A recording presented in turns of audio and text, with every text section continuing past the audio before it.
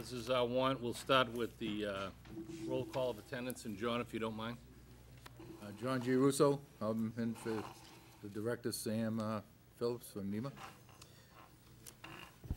Pat Chiramella, representing the Old Colony Planning Council.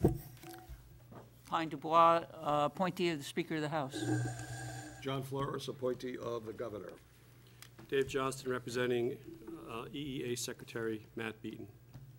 Robert Jones, representing Health and Human, Health and Human Services, Secretary Mary Lou Sutters. Rich Grassi, representing the minority leader. Sean Mullen from Plymouth, appointed by the Senate Minority Leader.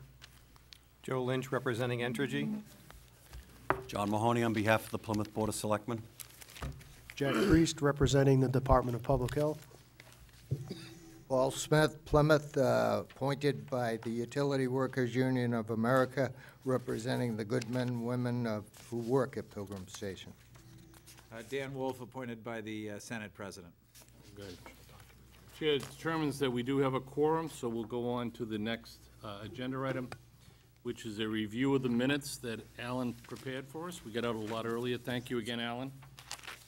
I have a personal edit that I would like to make. Does anybody else have any comments on the minutes from our March 20th meeting?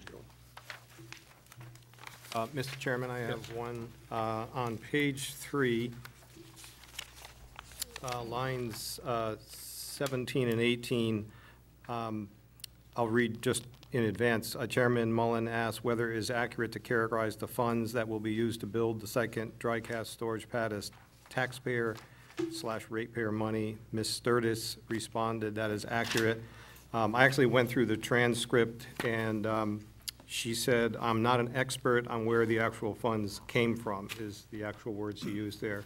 So I'm not sure how that got lost in translation, but the statement that she responded is accurate is not accurate. Do you want to suggest we edit that to say I'm not an expert? That's from the transcript, actually, what she said. So if you'd like, I can offer those to the note taker. Can you repeat the line so I can find it? Starts on 16. Page 3, lines 16 through 18. Thank you. Mr. Chairman? Yes. There's a number of items in the minutes that refer to things that Mrs. Sturtis was asked, and she was going to get back to us. Yeah. Did we get any of that? Not yet. Okay. The list. Are there any other suggested edits? Yes, sir. Please, Paul.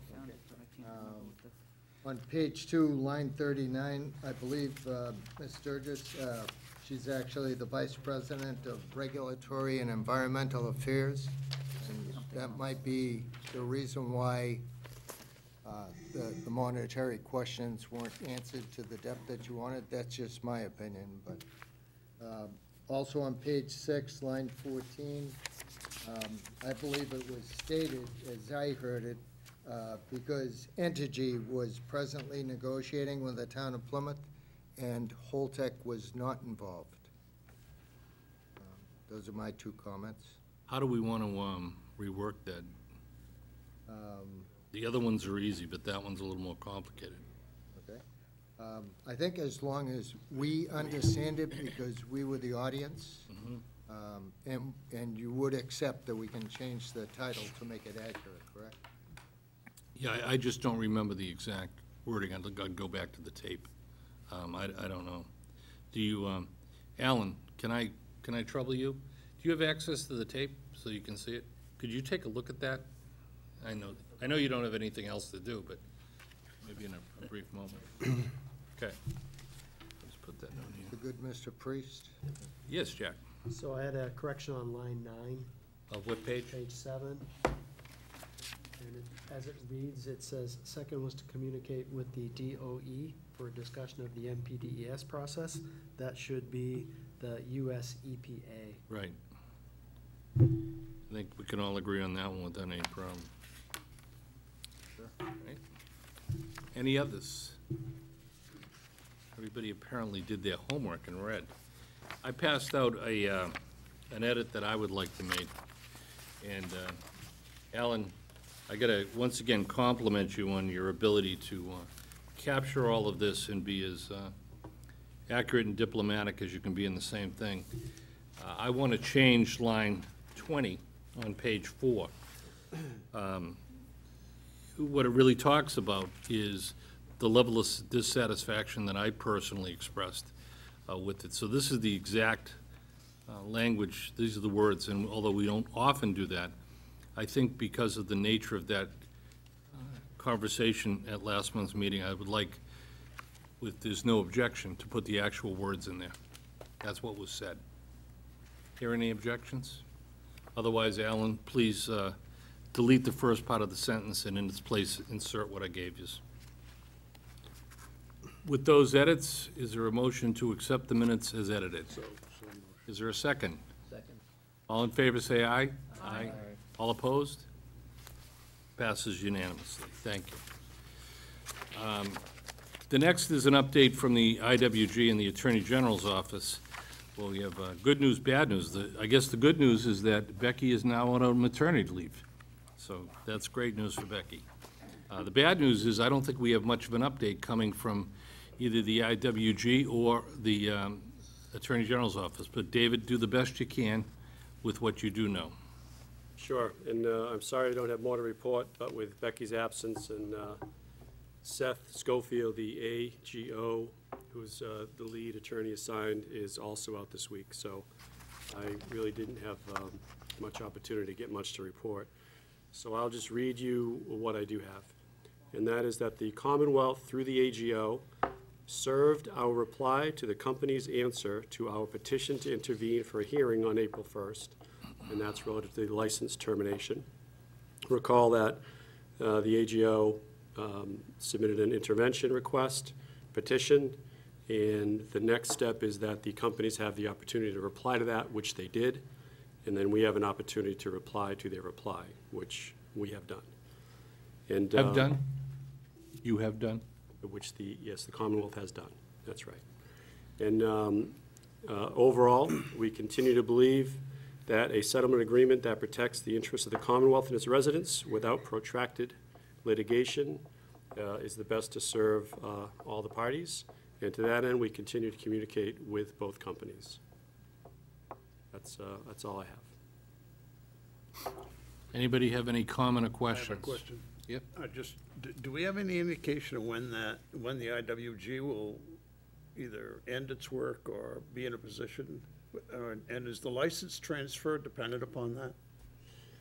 Well, the license transfer is going to be a decision by the NRC, and the interagency working group is going to continue to be formed and actively engaged until that either runs its course or until there's some other endpoint reached. And I think, we're working on multiple fronts, pursuing that aggressively, and while maintaining communication. And the work group will stay assembled until we get to an endpoint. So who is the settlement agreement with? Well, there is no settlement agreement. You just said it. Did I use the word settlement agreement? I'm sorry, maybe I misunderstood you. I think what you, may I? Sure. I think what you said was that the Commonwealth believes that a settlement agreement can be achieved. Okay. I think what I said was, thank you, that the Commonwealth believes a settlement agreement is in the best interest of all the parties if it can be done without prolonged litigation. Thank you. But there is no settlement agreement right now. Thank you, Mr. Chairman. Any other questions or comments? Senator Wolf. I think it's a question, because we were integrally involved in recommending that the IWG even be formed in the first place. I think the expectation, certainly my expectation, was that there would be some kind of formal process for information exchange and for us to participate in at least helping to direct what some of the work was. Not direct from an authority standpoint, but direct from an information standpoint. That is our role. And I guess my concern is, we're sort of, casting into the dark and reeling in and hoping there's something at the end when we reel in. Not to use the Cape Cod fishing analogy, and I just wish there was a process that was more directive as to the waters we were casting into and what we were hoping to get back. Because right now, I feel like we've sort of heard a very little bit from the IWG, some of which was because of attorney-client privilege. we weren't privy to even hearing certain things, but we don't even know what their agenda of work is or what the scope of work is, unless I missed a meeting or Rip Van Winkle through it. So I guess my question, Mr. Chairman, for you or for the group would be, how can we establish a more formal relationship such that our expectation can be fulfilled at these meetings? We don't meet all that regularly. And it sounds like tonight we're not going to get a whole lot of information about the direction of the IWG. That's just a comment.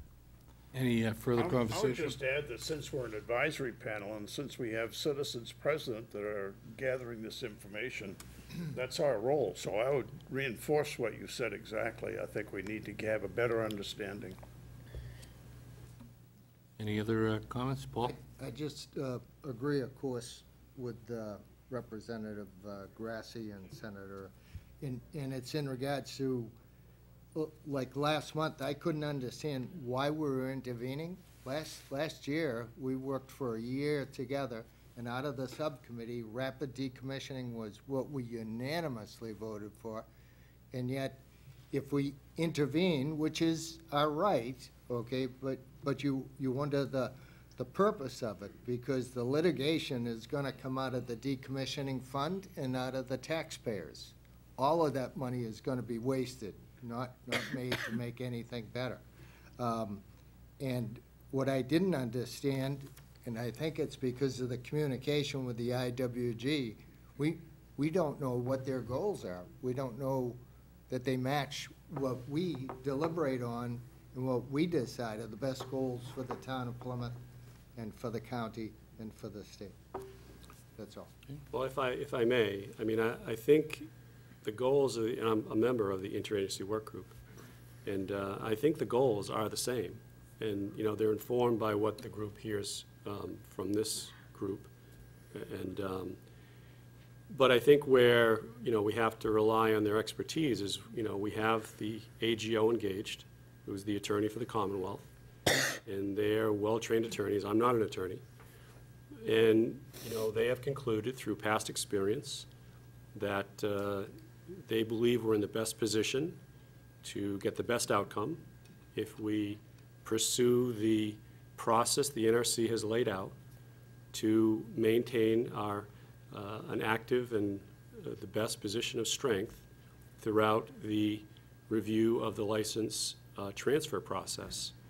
And sort of throughout that process, we're not ruling out discussions with the companies, which is happening. But to, you know, the election they've undertaken, which I think is pretty common. I've done a lot of projects that have involved legal proceedings in my 30-plus years of doing this.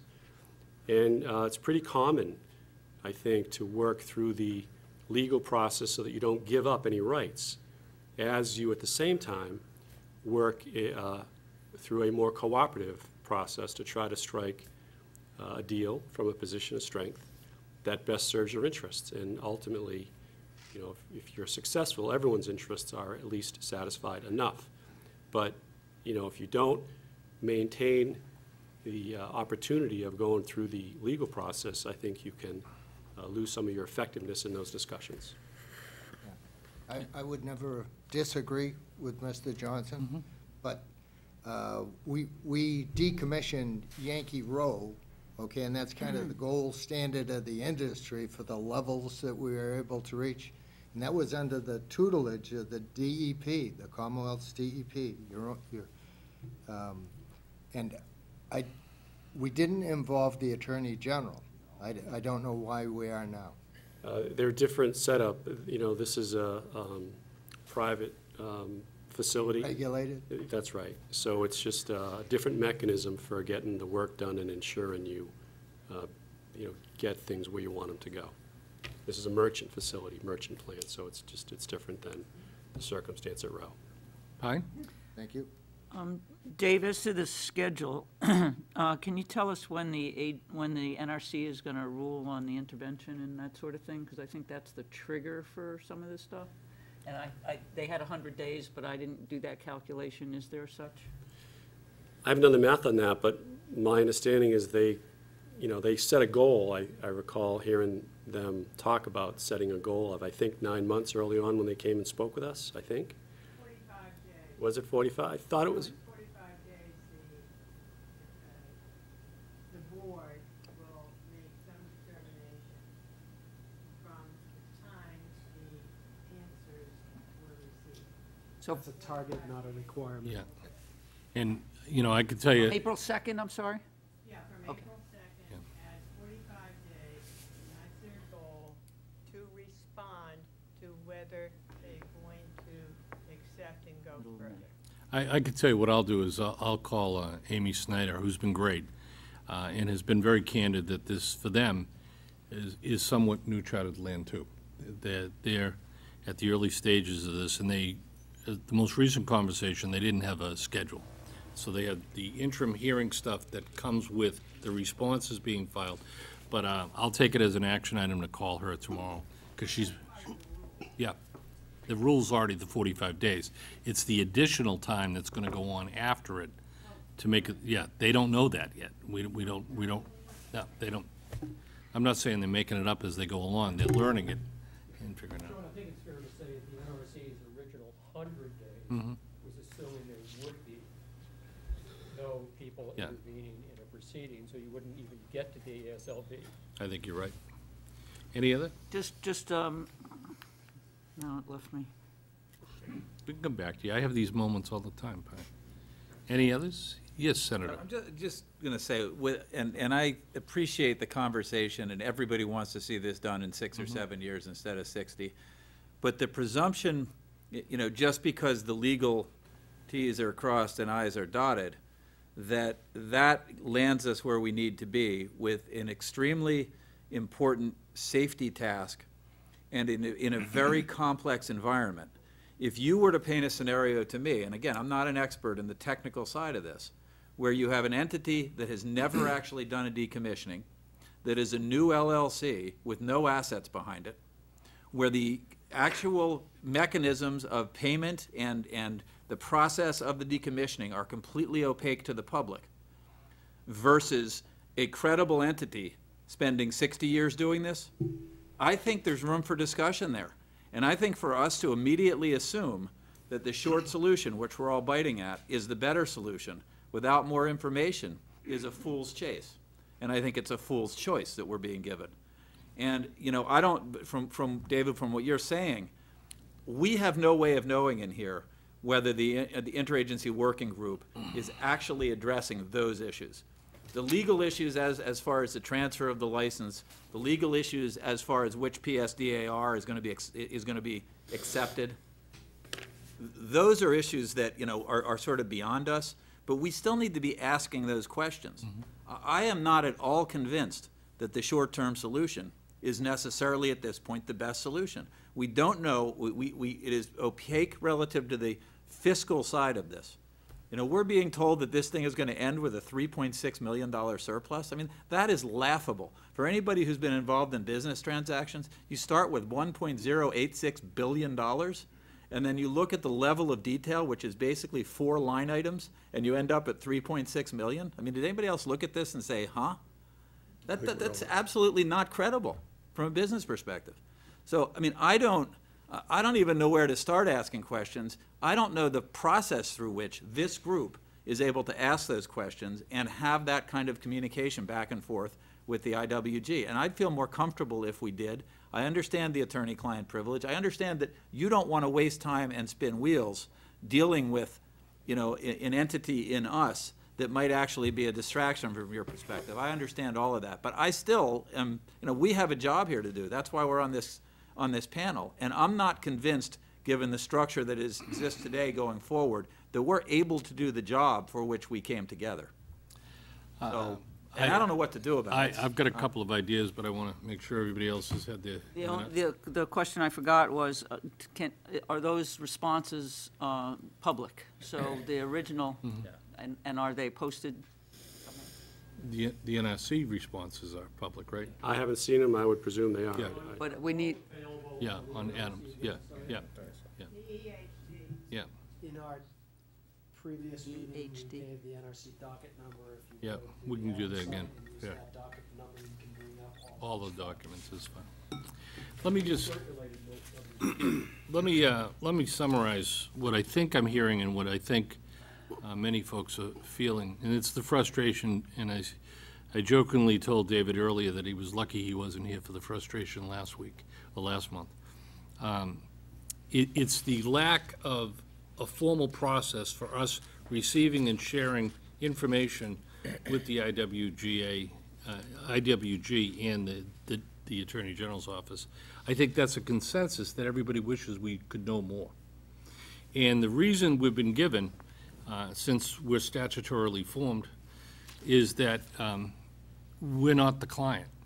This is the legal basis of this, and therefore the confidentiality between the client, which is the Commonwealth, and the Attorney General, if, and we could read it again in the notes, but in the minutes, if they were to disclose to us, they would potentially put themselves in a position legally where they would have breached the confidentiality of these negotiations that are going on. And the second, of course, is that we conduct these meetings publicly. And it's just common sense that any type of a public entity does not want to be discussing negotiations in a public forum because that undermines both sides. So I have a suggestion that I'd like a little discussion on. First, and I'm not an attorney either, but I've done a little reading on this, and I've asked a couple of attorneys for their opinion. Their opinion is, and I think it's a shame Mr. Swartz isn't still with us, because from the open meeting law through every other criteria of a state agency or a state organization, we are a state organization. We were created by the legislature, signed by the governor. We are a state organization. And if we are, and I don't mean to sound like I'm coming out of Animal House with this kind of syllogistic logic here, but if we are in fact a state organization, then we are also the Attorney General's client.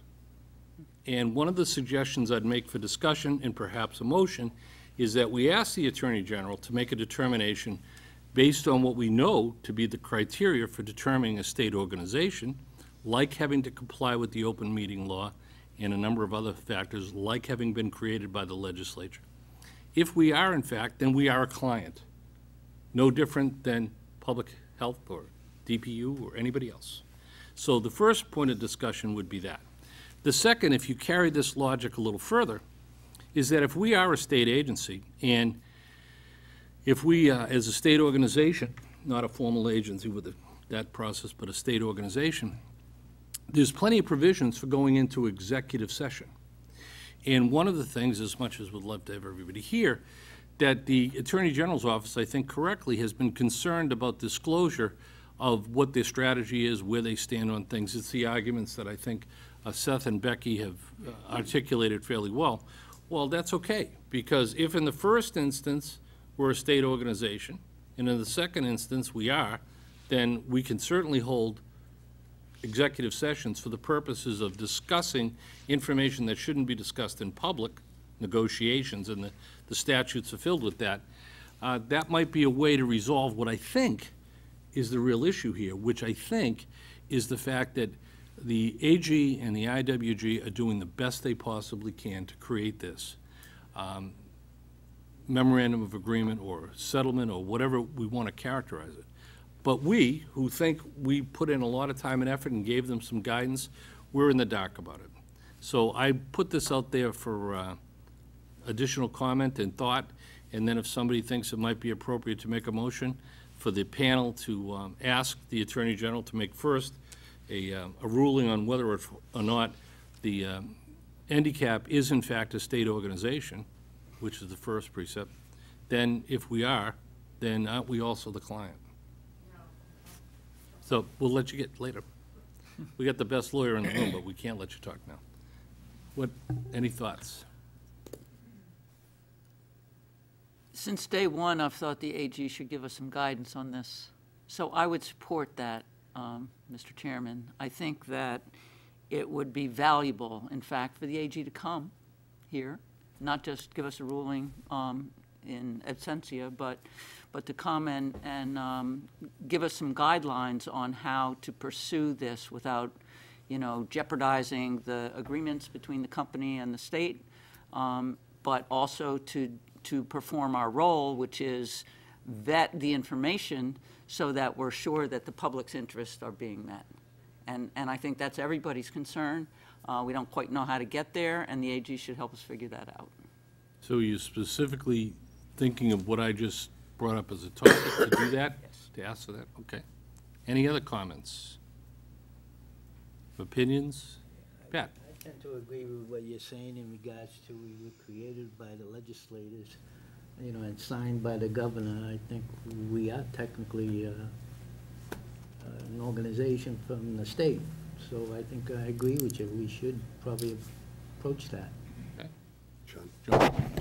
Yeah, I think the frustration is that we, as a committee, if you will, are advisory in nature only, and we really don't have any authority or any legal standing, if you will, in any of these negotiations. At least that's what's been frustrating me from the get-go. I mean, when you really look at the ultimate exchange of this license, that's going to be up to the NRC. I mean, they really control it, so it's really a federal kind of situation that we find ourselves in. But at the same time, if we as an advisory board have been asked to keep the Commonwealth informed on a regular basis, and we now have an interagency working group that supposedly is working in parallel with us, it only makes common sense that we, each other should know what the other is doing.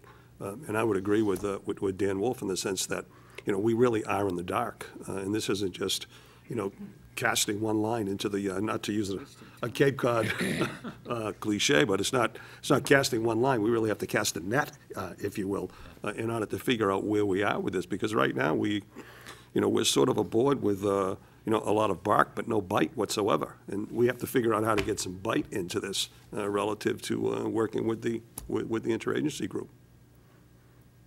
Just very briefly, I believe we submitted an annual report in 2018 that had a number, page after page, of substantive positions of the advisory panel on issues related to the decommissioning of Pilgrim.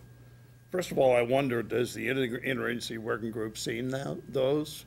And we haven't received any feedback necessarily on them, right? Right. That's correct. I That's mean, correct. even before we get the Attorney General involved, we don't even know where the annual report went or who read it, whether they agree with it, whether it's part of the IWG, huh? They formed the interagency work group, which was the primary recommendation. Out of the report, I know. But there were still substantive areas in the annual report, like, you know, the Miller Rem, all that kind of stuff. I think it speaks to the underlying thing, and I think you've all articulated it probably better than I, that there's just this feeling that we truly are in the dark about it. And while we can understand, I think, and appreciate the legal difficulties with doing this kind of negotiation, I feel like we need to do something proactive to get us more engaged in the process. So that we know, for example, whether or not the issues that are being negotiated in good faith with this, Mr. O'Reilly, we know, for example, whether or not those are the issues that are being negotiated. Today, we don't know. And they've got the recommendations from the annual report. They certainly have the Board of Selectmen's unanimous list of recommendations, what we were asking for. We just have no idea, and that's the frustration. And I think that perhaps the way to do it is some variant on what I've suggested, is a letter asking for the Attorney General to make a determination whether or not the NDCAP is in fact a state organization. And as such, if we are a state organization, then we are also the client, which is the AG's position now is that the NDCAP is not the client, and therefore by talking to us, they would potentially breach the confidentiality of this negotiation with Entergy and Holtec. And if we are, in fact, a state organization, then can we also take advantage of a negotiation criteria embedded in the state law regarding negotiations, where you can tell us this stuff in private without it being publicly disclosed? So it sounds like we've got some unanimity. Anybody else want to comment on it? Yes, Joe.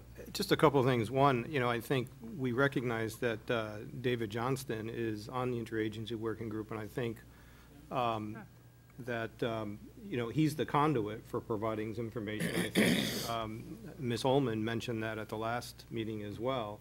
And also, I think one of the first things that the interagency working group did was hire an industry expert to advise them on what the key points were, and in fact, it's the same consulting firm that was used in Vermont.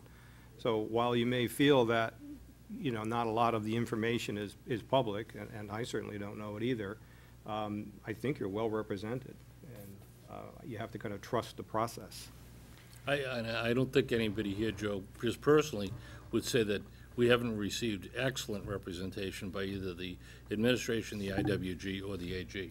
What I think the frustration is we're involved in it. We are the citizens panel of this. We're advisory. If we provided this advice, we should have some insight into how that advice and counsel is being taken. And I think that's the rub. I think they've all done a great job. But that's what needs to be done, in my opinion. But any other comments? Paul? The way I see it, I'm somewhat comforted, okay? We have Mr. Johnson, we have Mr. Priest.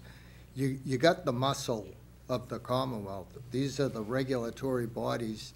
They have kept us, okay, as a living in Plymouth, 6 miles from the plant.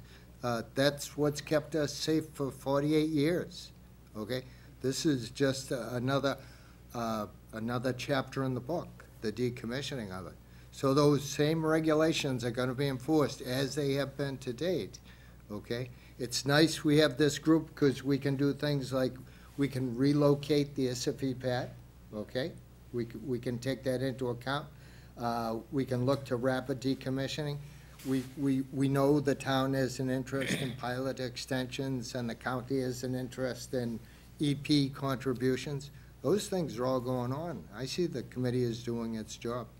Okay. Any other comments before I ask for a motion? Hearing none, does anybody want to make a motion that we as a panel request the Attorney General's office to make a determination for us whether first we are a state organization and therefore are part of the state for the purposes of being involved in any discussions or deliberations regarding the agreements that they're putting together. Before we vote, Sean, I'd ask the question, what's the consequence if the Attorney General's office determines we are not a state organization? Then that's what it is. We're in no different a position than we are today. Well, yes, we are, because we no longer have to comply with open meeting law. That would be a good point, We could Senator, you're actually right. talk at these meetings. That would be an excellent point. Of course, we may not want to meet anymore, but. Yeah. That's a very good point. Anybody want to make the motion? So motion, I don't even remember what you said. That's fine. I'll have it written down. Anybody want to second it? Second. All in favor, say aye. Aye. Opposed? It passes. I'd like to abstain. All right. Everybody else in? I'm going to abstain as well. 2, We'll also abstain. 3, Abstain. 4, 5. So let's count them up then. 1, 2. You're in? Or no? I'm in. Okay. 1, 2 in, 3 in, 4 in, 5 in, 6 in, 7 in, 8 in, 9 in. Not enough. We need 11 votes. Okay. Next agenda item, unless anybody wants to comment on. Well, I think I do want to comment, but but it's not very well formed yet, and it follows on what Paul was saying a few minutes ago. That I think that the role of the NDCAP is not the same as the role of the agencies, the regulatory bodies. What we try to do, both as public citizens and as the NDCAP, I think, is push our regulators to the best representation of the public's interest as possible. The thing that bothers me about the process right now is that we're at a standstill. We're not even, our working groups aren't working. Our effort has kind of shifted into their lap entirely without having any capacity or power to push them forward. I mean, they like us, we like them, all of that stuff. But when push comes to shove, when they're dealing with the NRC and the AG and the corporations, I'm not sure we're represented in the same way that the gentleman here can't vote on things that involve a state decision. So there is a separation there, and I think that we, even if this vote doesn't go forward, we as a panel need to figure out how we can move forward and be productive while this is going on the side.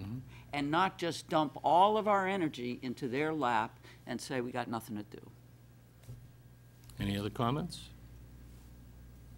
I mean, it is disappointing that at this point we see the same pattern that emerged a year ago, where our colleagues from the state felt compelled not to support this, and I get it, it's okay, but it's indicative, I think, of what the inherent problem is in terms of providing this advice and counsel, what the statute requires us to do. Everybody's done their best, and I believe that everybody's doing their best at the state, but it's just disappointing and unfortunate. Sean, I don't think we need to have a motion to invite Seth to come back and speak to us on that subject. Has Seth ever come? Has the chair called Seth and Oh, sure. invited Seth? The Attorney General, and I think correctly, does not want to be here in person because they're the attorneys, and they don't want to get into this public discussion of this kind of thing about how they're trying to negotiate with Entergy and with Holtec. And I understand that. That's fine. I get it. That's right. I mean, I would argue the same if I were on their side. That's why Becky and Dave have been the ones to come forward, because they're not the attorneys. They're the client. And they have to be equally as guarded so that they don't breach the confidentiality. But meanwhile, as we've all, well, most of us have said, we've done all the data gathering and information and offered opinions and offered advice, and we don't know where it is. I think David and I can, as members of the interagency group, can bring back The a frustration? sense of frustration from the NDCAP on, and maybe help with some of this communication between the two agencies. So All of your fellow panel members would appreciate that, I think. If I may, Sean, Yeah. I do provide a report out after every meeting I attend. So, I'm over here taking notes, and I do provide this information up through the channel to the working group.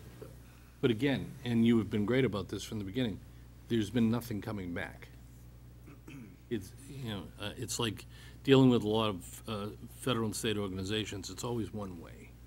Tell me everything you know, I'll tell you nothing. Well, it seems like to me that because we didn't see a response to one of our recommendations in last year's report, that it be funded, that bless you. that the scope of the work group is limited to this task because they feel like that's the path that they have to choose in order to get the MOU that we all wanted, in order to get, a real commitment from the corporations to meet the standards that the public is requesting. And they think that's the route. The problem with that is the negotiation part, the compromise part, the part where the public gets left out. And, that's where I feel like, there needs to be another path forward for the NDCAP while this, litigation, if I can call it that, for, it's not in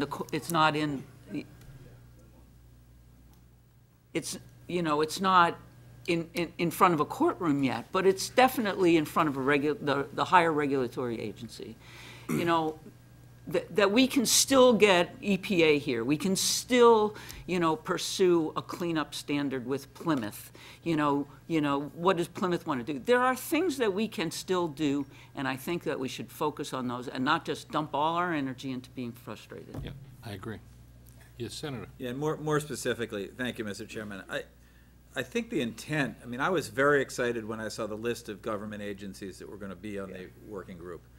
And I guess my expectation was the next level would be a report out after the working group started to work on what each of those agencies was doing relative to its function, pre-shutdown and then post-shutdown. What is DPH doing? What is DEP doing? What is MEPA doing? I think I would like to hear what each of the agencies' role is going to be going forward, because I thought it was a real success. I think there's way too much negativism here right now, because that is the success of this panel, that group is meeting.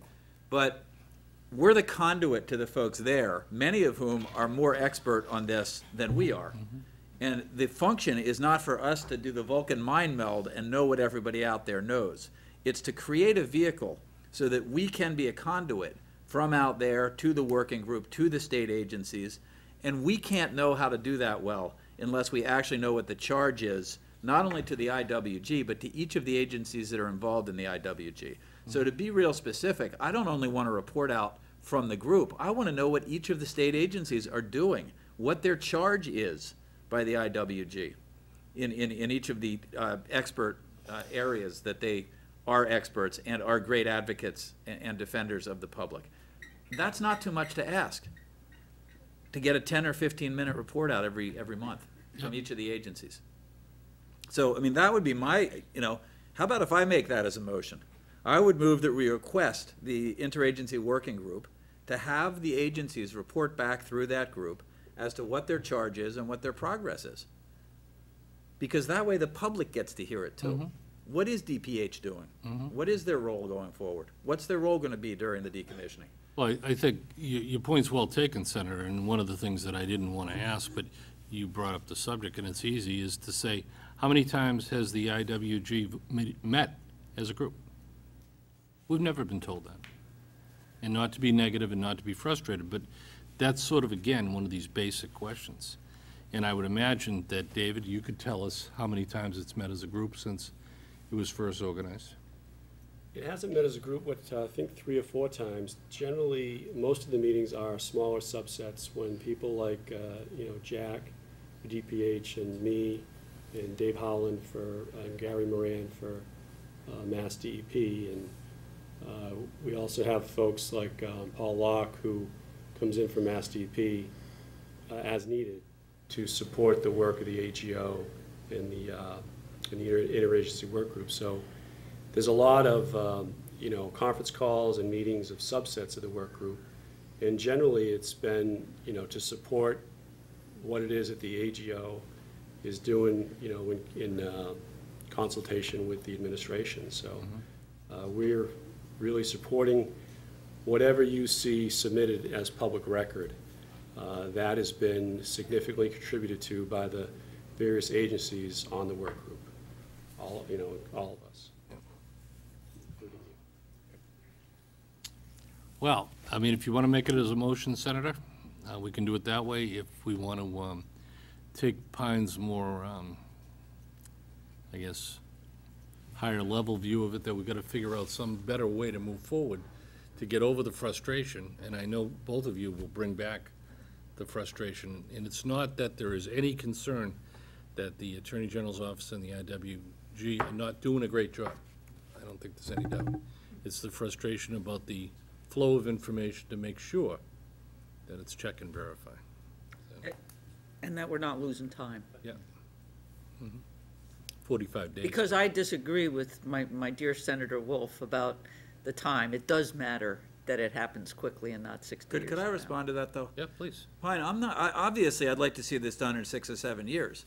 But rather than a kid with a shovel and a bucket out there doing it versus 60 years worth, I mean, I just think we should not necessarily assume that the quickest solution is the best until we know that it's going to be done by responsible parties in a responsible way, both from a safety perspective and from a fiscal perspective. And the entity that has put itself forward to do this hasn't done it before and doesn't even exist as a corporation right now. It's a new LLC that doesn't even exist. It's hard for me to think that's a great plan to do this in 6 or 7 years. I don't disagree with you there. What I'm trying to say is 60 years is not an option. I get it. And so, we need to all face that truth and act like it. So the old Price is Right. Door number 1, door number 2. I'd actually like to see what's behind door number 3 here. And I don't know that we have an avenue to ever get there right now, because the two plans, as I said before, seem like a fool's choice. Any other comments? Anybody want to make a specific motion, or do we want to just leave it that David and Jack will take back our... I propose that we leave it like what Jack said until we get a determination from the AGO. Then we can address these motions. Okay, you guys bring it back? Will do. Thank you. I don't think you can get to 11 anyways. Not today. Yeah, so. John, we can all count. That's the problem. All right. Next agenda item is a much more mundane matter, which is the proposed outline for the annual report. We do have a statutory requirement to complete an annual report in the summer. Joe Coughlin, who is a little under the weather tonight, as is Rich Rothstein, both have provided me with a lot of notes on what they thought we should be doing. The general consensus is, I think, from Joe Coughlin in particular, his thoughts were to take the table of contents that we had distributed about 2 months ago and just update that. So let me just start the conversation with that and see if there's a general feeling that that's the approach that we'd like to take for creating the next annual report. Any thoughts? I can tell you that last year's report was a somewhat Herculean effort by a number of people at the table here to get it done. We've got to reorganize how we're going to do that this year. I do not personally think that we're under the same burden because we were preparing, in fact, for the creation of the IWG, for the intervention of the Attorney General's office, to give them a guideline for what we thought should be done, and I think that they're doing that. I think this one should be just more of a summary of what's occurred between last year and this year, and an update. So opening up for discussion. Mr. Chairman? Yes, sir. If we don't get access to the IWG or any information that's being discussed with the AGO, how are we going to be able to update the report? It makes it a lot easier to write. Thank you, sir. Let me get you the mic. Mr. Chairman, I would agree at this point, the best we can do is just a summary of the activities and what we've done since the report came out. As Rich said, until we get some kind of determination, we get some more information. So I think we should start down that path. So is there a consensus, Paul? Yeah, I don't disagree, of course, with the good Mr. O'Reilly, but thanks to his effort, Mr. Priest, we got it out, we met the deadline. But I think, because the subcommittee consisted of people who weren't on that Herculean effort, there were some issues that had to be added, and it was painful later. So I would only suggest administratively, subcommittee chairs have to be in that drafting process, even if it's a review. I could tell you from a personal perspective, I'd like everybody else but me to be involved in it. I think what we should talk about, if that's the general consensus broadly, that we use the table of contents, we update. There's been a lot of discussion in the past that we should include much of what we heard from the public and from the working groups, and include that in its entirety as appendices in the document. Now, that certainly would give it heft. Whether it gives it any additional insights, another story, but I'm open to anything. But we've got two parts here. One is, how do we want to approach it? And I think I'll get to you in a second, Senator. One is, how do we want to approach it? And then equally important is, who's going to do it? Who's going to do it? Because it takes a lot of time to put this together.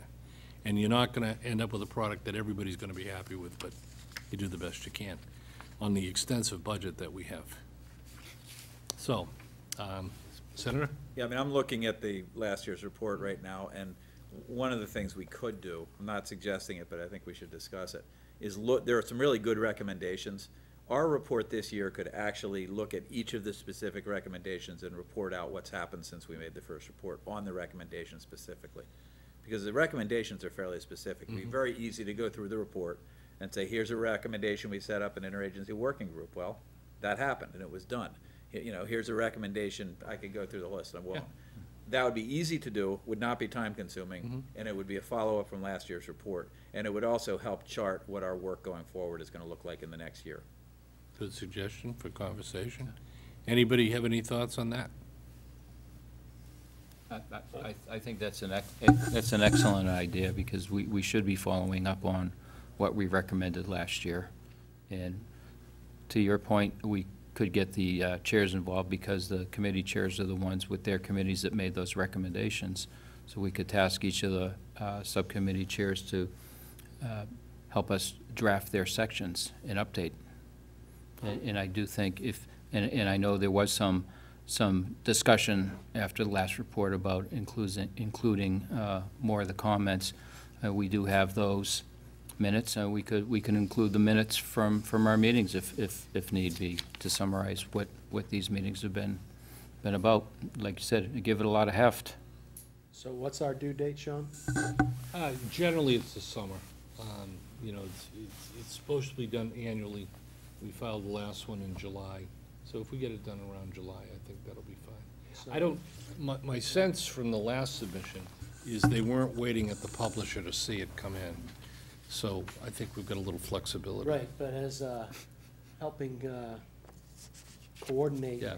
that last year, it's April, next month is May, Yeah. and then it's June, so. Yeah. You I mean, know, I- at the latest, we yeah. need a decision of what I would propose for our next month's meeting. Yeah. That we set aside a small block of time. The members tonight can do a bring back on what they would like to see in that report, and we decide on at least what the format will look like at next month's meeting.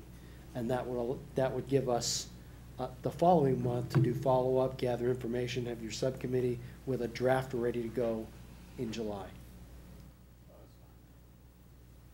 Any thoughts? Pat? I think, Mr. Chairman, another thing that we could add to it is what our goals for next year.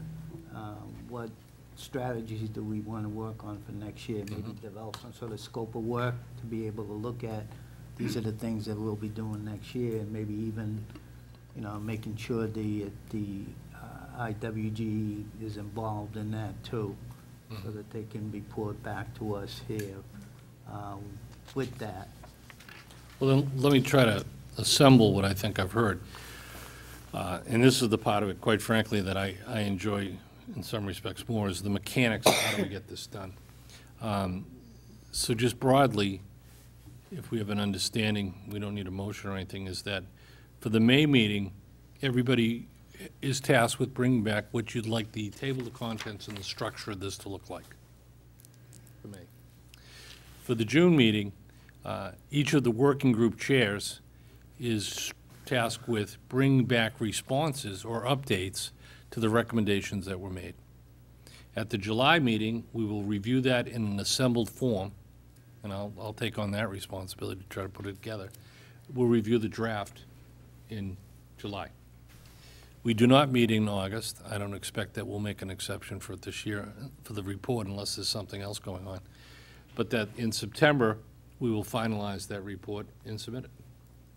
Does that sound like a reasonable plan for everybody? That would also give us an opportunity, if the NRC should make their deadline and a decision on the sale, would be able to incorporate any information in at that time. I wouldn't want to put it together prematurely and then have to do a big level of effort to Any kind of incorporate that addendum. information. Okay, is that, Josh? Just a question, Sean, relative to the recommendations that we made in last year's report. It's been mentioned numerous times that for all intents and purposes, we have not received any responses relative to what it is that we asked. So when we say that we're going to go through a list, basically, and say, can we check that off as being successful? We need to put together a format so that that actually can happen. We can approach the working group through some kind of communication that says we did or we didn't. Otherwise, I think, the it's answer, to be we don't know. determined. Yeah, it is, we don't know. And I think that's an important part of this as well. That if Well, we I think do it's a know- critical issue. We have to know in order to make a legitimate report. Otherwise, it's a blank sheet of paper. Well, that's why I have all the confidence in the world in David and Jack that they're gonna, very confident. I don't want to put it all on them either, but in terms of, And you won't. understood, I get it. Yeah. I understand how state government works. My only point is that if we are relying on that as being the critical mass of what it is that's going to be in our second annual advisory report, I think there'll be a lot of blank pages. Okay. So is that the format we want to work with in the schedule for this? Senator, you got the ball started, is that, Yeah, I think that, okay? again, I think I think the chairs should focus on our specific recommendations from last year. Absolutely. And, you know, maybe look ahead and modify them, but, you know, as I look through it, some of them have actually been accomplished. They have. So what I'll do, I'll take it as a personal action item, is to take the first pass at trying to update what Joe sent out to reflect that we're going to do it this way. And I'll put the timetable together. And it'll only be administrative. It'll not be for any deliberations. I'll send it out to everybody at the same time, and please don't talk to one another about it because we can't do that. Okay. Well, 11 is a quorum, right? No, 11's what we need to have in terms of passing anything. And what's a quorum of a meeting that shouldn't happen? Just 11. But we were instructed early on that anything more than a couple is a potential problem. So we can, from an administrative standpoint, we can have a blank template, a milestone checklist like that. We're not Yeah, violating. we're not violating open meeting with that. Correct. It's just administrative and, Right, so we're just trying to coordinate formatting and a timeline and. and the approach. And the approach, right. Okay? Yes, Pine. Can you clarify for me your expectation or the expectation of the group for the level of effort the working groups are putting in? My sense from what the discussion has been is that the chair of the working group will try to get out of the members of the working group their input into looking at what the recommendations were in the original report and providing a status of where we are against those, both good and bad. And in many cases, we're not going to have the information. We don't know. But we'll see. You'll get your chance soon, Mary. Oh, okay. Any other comment on this? I'll take the action item, and I'll try to get that out by the middle of next week. Next, then, is old business. The only other, and I think we all read some of this stuff, is the action item on the open agenda items. Joe Coughlin, again, in his absence, let me speak for him, had brought this up on numerous occasions. Many folks thought it was overdone, and there were too many things. Other people thought it was a great idea. Mr. Grassi tonight mentioned one of them, which was that there were several promises made from Becky last week that should get information back to us. We're all busy folks, and following up on it doesn't happen until we get back together. I don't think there's still a simple way. Jack, you in particular, had recommended a more streamlined process for doing this, but I think we do have to put something in place, and somebody's got to take ownership of it to make sure that we do follow up on those things that were committed and we meant to follow up on it. So do you mind, Jack, sort of summarizing what you would? So my thought was that during the meeting, we have a person that's our formal note taker. So I proposed we used a simple Excel template where we have the subject that would have a number column so we could track it just by the date of the meeting. Yep. We would have a presented by, we could have a who is the action assigned to, and then a estimated return date. And that we would just keep a running tally of those through the meeting. At the end of the meeting, before we open for public comment, we'd just review any new additions or any deletions to that table. And that way we'd have a small, easy to manage, I hope, action item list for us to track. So let me ask you, who's going to create it to begin with? I mean, there's a number of us sitting here that all are capable. And I know that Joe doesn't have a lot to do, so he could certainly take the task. But who's going to do it? I wish we were all standing so we could All all right, so I have a template that I use for my Yeah. office that I can forward to the chairperson if nobody objects. Please. And see if it will work for the group. That would If be it very works for the group, we'll introduce it at the next Meeting? May meeting. Okay. And who is going to be the person or persons that fill in the blanks on these outstanding items? Who's going to put the data in? So for the next couple of months, I'll do that to get it started and populated, and then I'll ask for a volunteer to take over it, and maybe we just rotate once a quarter, somebody does a couple of meetings. This is big days off in purgatory. Thanks. It really is. Some sort of a dispensation will have to be forthcoming. So does that satisfy everybody on that? Okay. So the intent is not to make this a big unwieldy Yeah. project, and we'll be able to Track track it. dates and like for Becky, you know, that kind of fell in the crack of, hey, who's gonna do the bring back, and, oh, now Becky's on maternity leave, who are we gonna go to? So Okay. that would be an easy tool for us to I think follow it's a back. great idea. All right. Okay, everybody on board? Next topic is new business. Does anyone have any new business? Hearing none? None? We're going to finish early tonight, folks, and that's a good thing. So we're going to allocate, I'm sorry, Just of note, there was a news article this week at Entergy had, and maybe Joe wants to speak to that. I saw that Entergy had selected Holtec for the Indian Point project. Yeah, thanks, Jack. I put out a news release to the entire panel, and I think that hopefully is self-explanatory. If there's any specific questions, and we're able to answer them, Mike Toomey is here, was directly involved, certainly more so than I was, since I was not involved.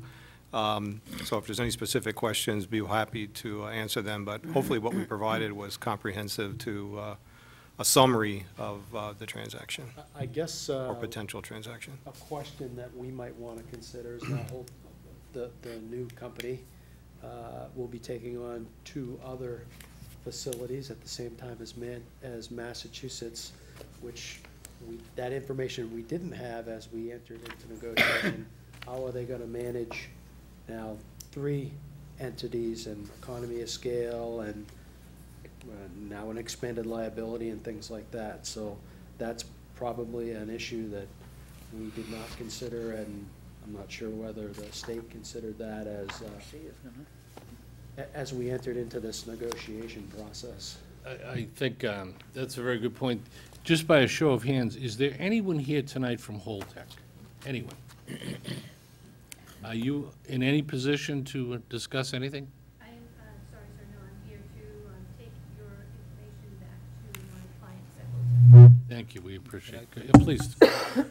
Then, I would like you to bring back to your client that, and I'm going to use a word that I heard a lot in the last meeting, that I found it irresponsible that there's nobody here from Holtec to answer our questions. I know they're busy, and they've got another sale, but if this is the courting period for them with the town of Plymouth, I'd hate to see what the marriage is going to be like. They need to be here, and I hope you bring that message back. Through the chair, I think that bears a bit of discussion, though, in this courting period. Holtec hasn't bought the unit yet. I just remember 1999 when we were Boston Edison people for a 100-year-old utility, and we were being bought by Entergy at that time. And there were a number of other quarters as well. This is a service company. I mean, we can play bad cop and even badder cop, but I think our questions should be, and I'm not defending them because I don't care, okay? There are other people out there that do similar kind of work as in Vermont. But the important thing, I think, is that the decommissioning trust funds not be mixed at these multiple sites, because I know Entergy, when they, as a regulated utility from in the southeast, they were very cognizant and protective of that, because the good people of those good states did not want to pay for Massachusetts or what it might have done to its plant. So I don't know my point, other than we can be angry and we can be stern, but I think we should be, I know we are in our hearts professional, okay? If we want more information from Holtec or whoever those multiple companies are, I think we should just state that. Well, and I will state it. They're the only other applicant in front of the NRC. But they haven't bought it. Entergy Yeah. has been very well represented here, and done a great job in the community. Yeah. And I have nothing but respect for what Entergy has done. What I am not happy about is the fact that if Holtec wins this bid, and they're the only bidder, as far as I can tell, and as far as I know, they're the only other applicant in front of NRC, then they owe it to this community to be here. That's all I'm saying. It's 1 day a month, and they can find it in their schedule. They're a large company, as far as I can tell from looking at their website, and I just feel like somebody should be here to answer our questions. That's it. And if that's being a bad guy, then I guess I'm a bad guy. No. Kevin, through the chair, with all respect to yourself, I know you're sincere. I mean, you've been doing this a long time. But I remember back in '99, we went through a similar time when there was great uncertainty, okay? And unless you ask the right person, okay, and I think right now it's Entergy who owns it, and it's Entergy who has to speak to it. My opinion, Sean, I don't know, it has some value, I think. Sure, right? that's why we listen. No. Thank you.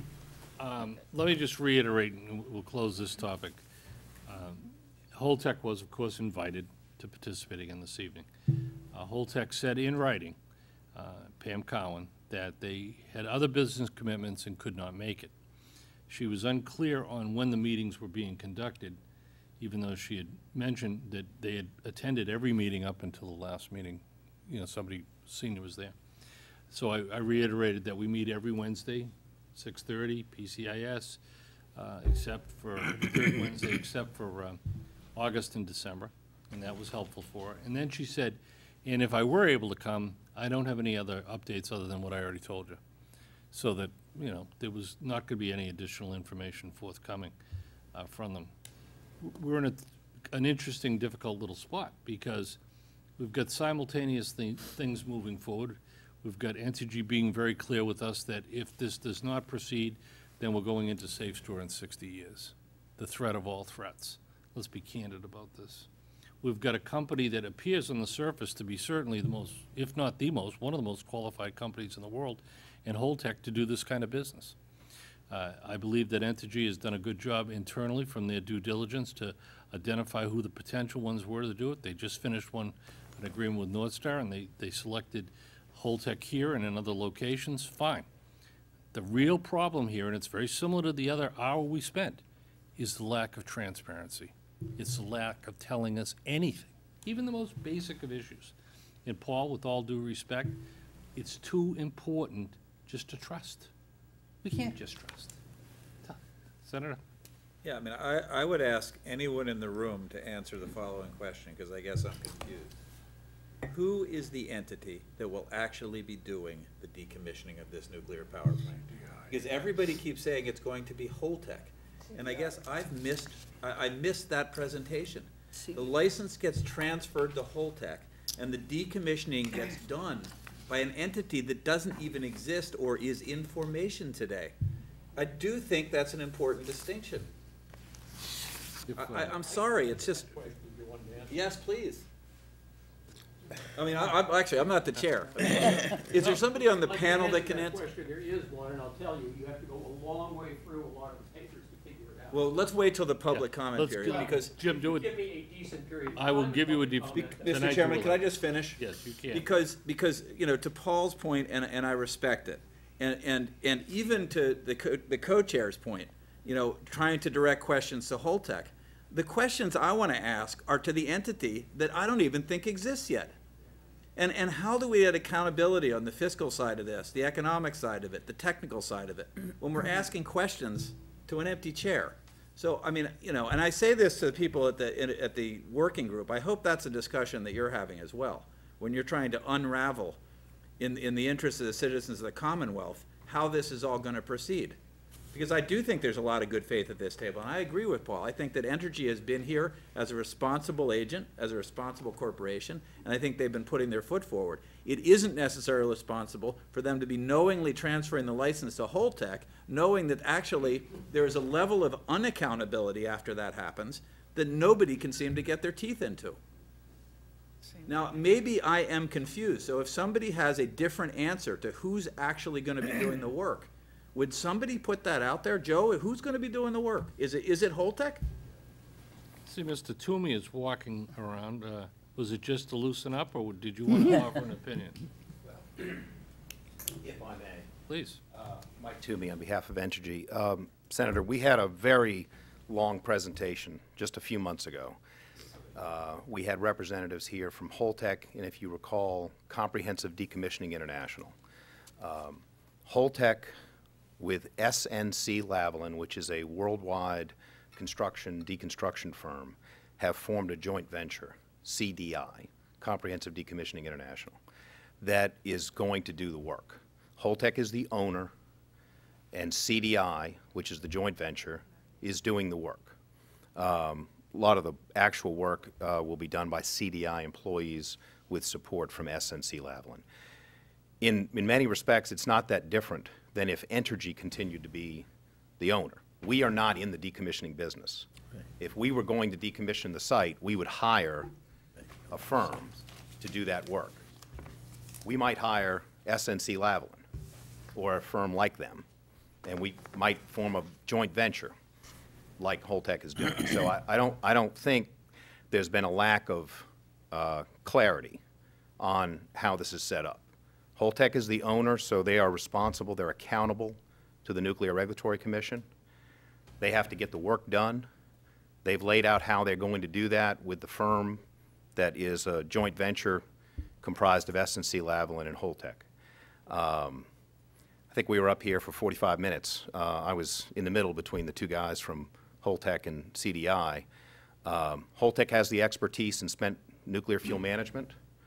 If you think about them having the front-end project of moving the spent nuclear fuel from the pool onto the pad, and they have the very back-end expertise of managing the spent nuclear fuel once it is in dry casks. And the deconstruction work in the middle is the work that CDI, the joint venture, is going to be doing. The setup in Vermont is actually not that different. The timing is a little different because we actually didn't close that transaction until the fuel was already on the pad, just because of the process that was followed to get to that transaction. But North Star is a construction firm, very much like SNC Lavalin. I think they actually compete for some of the same projects. And they're doing all the work that has to be done up at Vermont Yankee now to take the buildings down. And when they're done, the only thing they'll have to do is manage the spent nuclear fuel to the satisfaction of the Nuclear Regulatory Commission. So I don't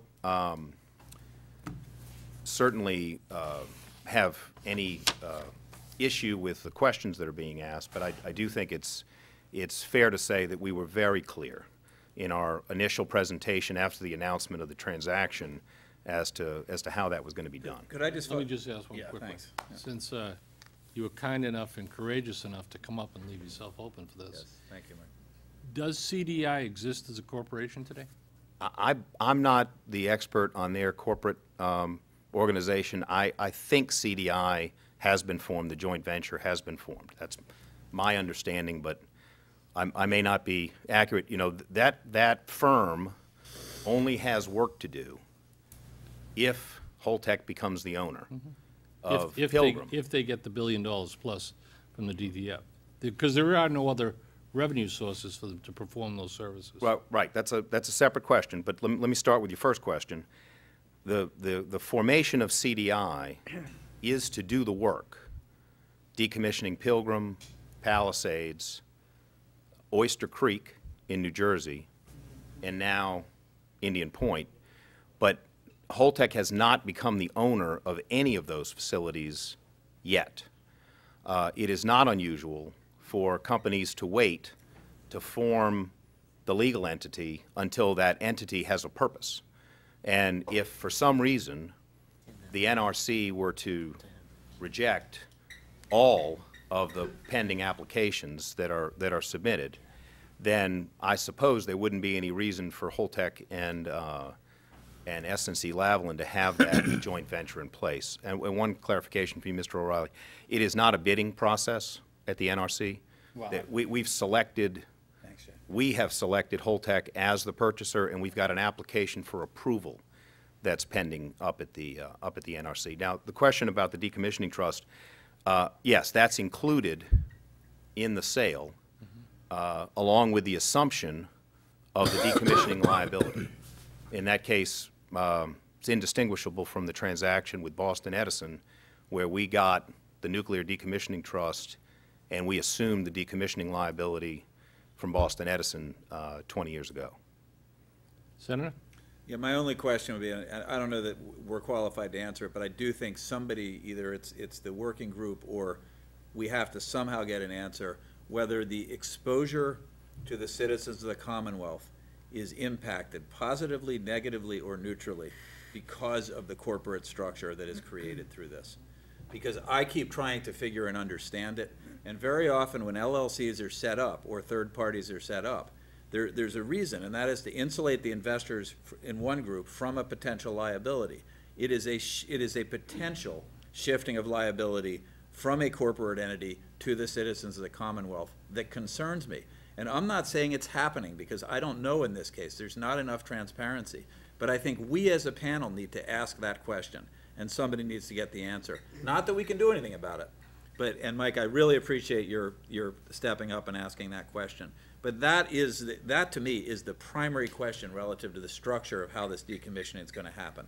And yes, we want to see it rapid. We don't want to undo a deal that's going to get this done quickly. I get it. But I think we need to understand, on behalf of the citizens of the Commonwealth, how this structure going forward impacts the citizens' exposure and liability relative to the process, period. Well, we have Mr. Toomey offering. Well, if I may, the one thing worth noting is that the entity that owns Pilgrim today is Entergy Nuclear Generation Company, and its assets consist of the plant, the land, and the trust.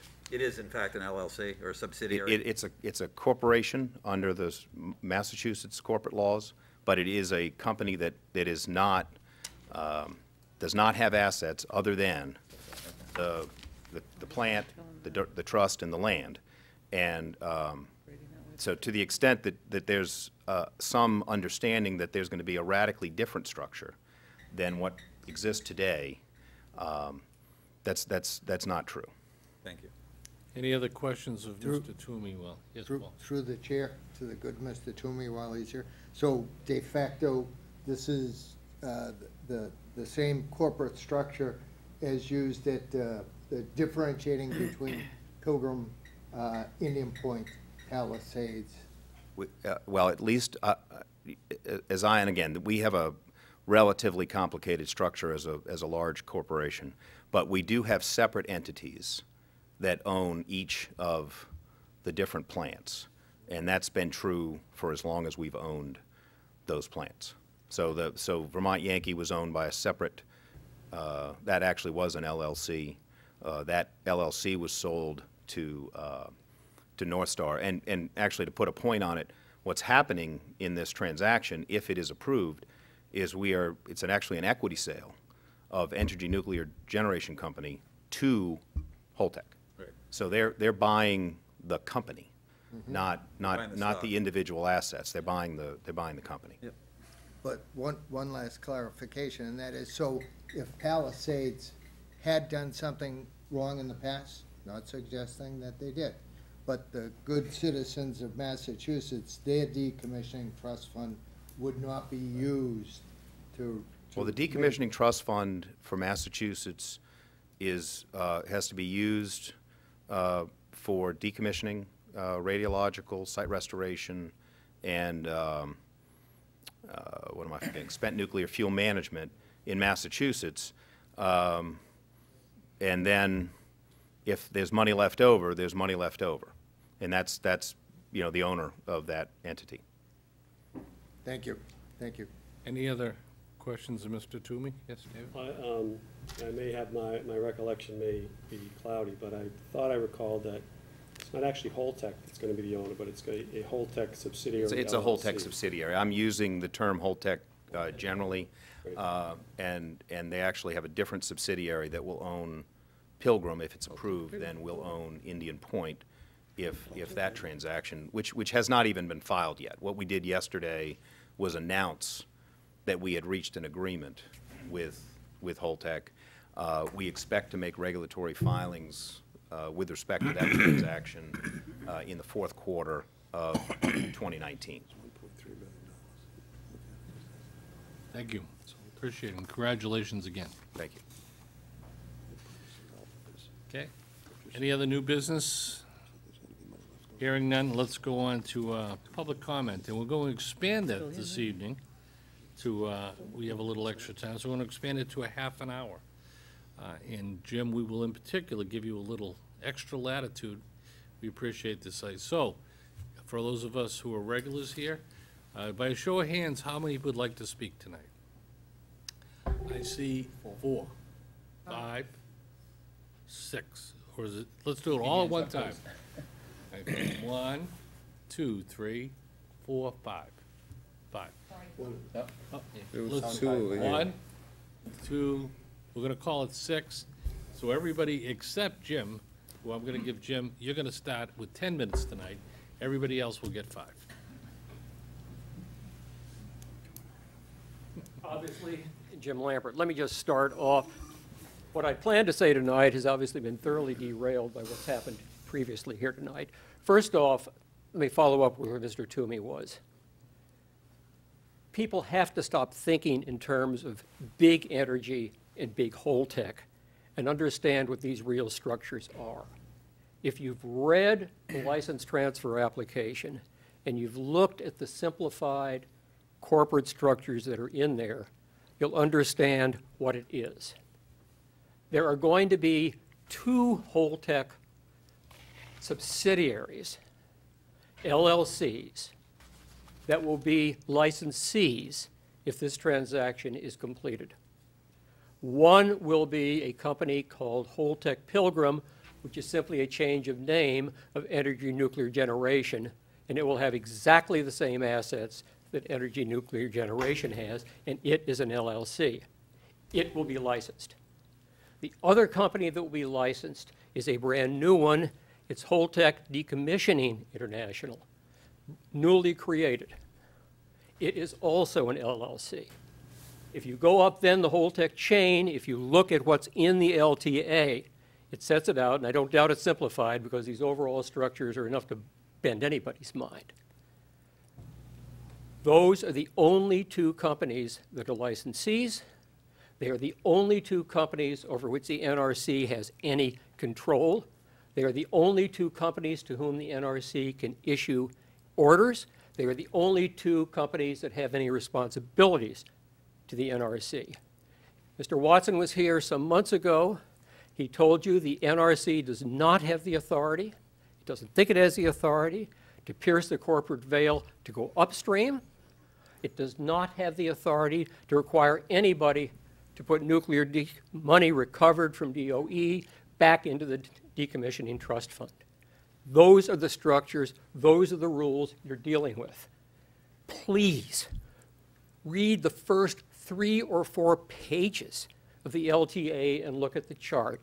It's not easy reading, but it does set forth the structure. And everybody on this panel needs to understand what that structure is and what the ramifications of it are.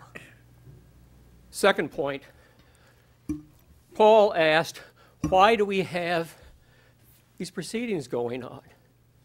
Well, I trust some of the members of this panel have read the Attorney General's filing. I trust that some of the members of this panel have read the letter that Secretary Beaton sent to the NRC. I would hope that some of them might even have looked at Pilgrim Watch's filing. Why are we going forward with these? There are basically 2 reasons across the board. One, those of us who have reviewed this don't think there's enough money and think there is a more than substantial chance the taxpayers of this Commonwealth are going to get stuck paying the bill. That is the first contention that we made. It's the first contention that the Attorney General made, and it's highlighted in Secretary Beaton's letter. The second is that nobody has done anything approaching an evaluation of that site to see what it really looks like. How clean is it? How dirty is it? If you've read Pilgrim Watch's presentation, our motion to intervene, you will see a laundry list of all kinds of things that have happened since Pilgrim opened more years ago than any of us care to remember, many, if not most of which, have resulted in contamination. What is the status of that site today? As both the Attorney General's filing and our filing make clear, nobody knows. Because Holtec has yet to do anything approaching an assessment of that site. At best, they've reviewed, at least as of the time they filed their PSDARs and their cost estimates, the best they had done was basically take a look at some of these, what are they, something G records that I think Joe told us when we were here before are in a lot of paper and a lot of folders, and God bless the person who has to try to read them. But those are the structures that we're now talking about. Second thing, and that's why this was filed. Those were the two reasons. The Attorney General doesn't think there's enough money. Secretary Beaton doesn't think there's enough money. Pilgrim Watch doesn't think there's enough money. The other thing that's got to be remembered, there's been talk here about settlement. There are not simply Holtec, somebody at Holtec, and the Commonwealth involved in this. If the NRC accepts Pilgrim Watch's contention, we will be a party, a necessary party to settlement also. We will certainly cooperate with the Attorney General, but we are an independent party, and if we don't like something that's going on, people can expect to hear about it.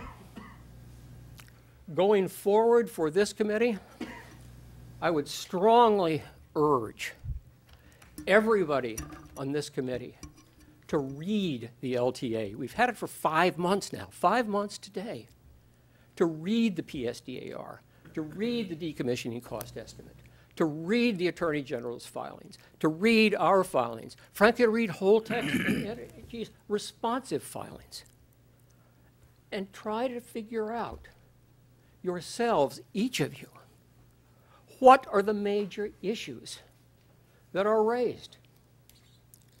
What recommendations should this panel make to the governor, to the general court, to Secretary Beaton's office?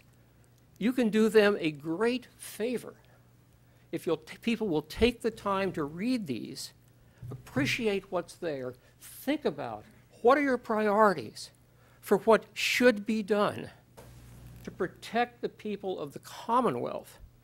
So when all is said and done, we have a clean site and we don't have a big bill.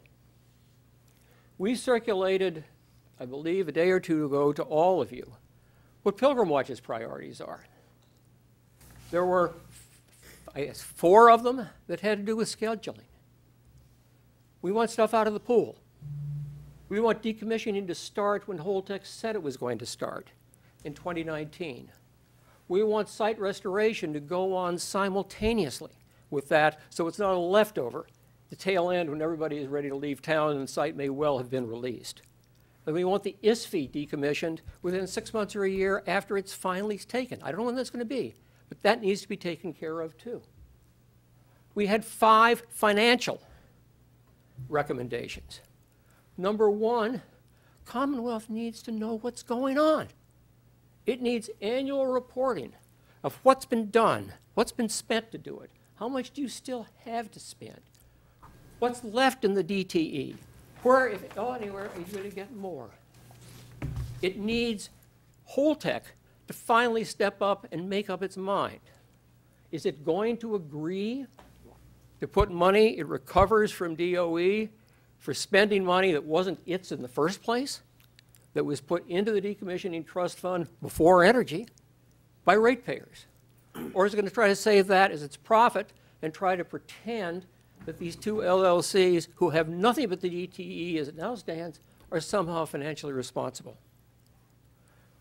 We need Holtec to step up to the plate and give it what's called a parent company guarantee. I know they don't want to do it, but let me ask you, why don't they want to do it? If they are anywhere near as certain as they profess, not a problem, it'll all be there, there are no great problems, they'd stand behind the job. The only reason they're not willing to stand behind the job is because they fear, just as we do, that there are problems and that there won't be enough money. And we want money, as you've talked about here before, I think it's in your recommendations from last year, to provide the local communities in the state what they need to protect the citizens with respect to emergency planning, at least until everything's into spent casks, and at a lesser level until that stuff is finally off-site. And they also need, the state needs money, Jack's people need money, to monitor so we know what's going on. Those are recommendations, those were our priorities. I asked you all, read those priorities. Priorities themselves are only about 3 or 4 pages long. There's more backup on that than you want to read. One more minute, Yes. Joe. Just 1 minute, Jim. There's more backup on it than you want to read. Read the LTA, read the filings, come up with your own thoughts and your own ideas, and I look forward to a meeting at which this panel will openly discuss what does the state need, what are the state's priorities, what should they be, and then make your recommendations. Don't simply say, oh, this is what we've done further from last year. Thank you, Jim. Let's start in the back, and then we'll bring it around.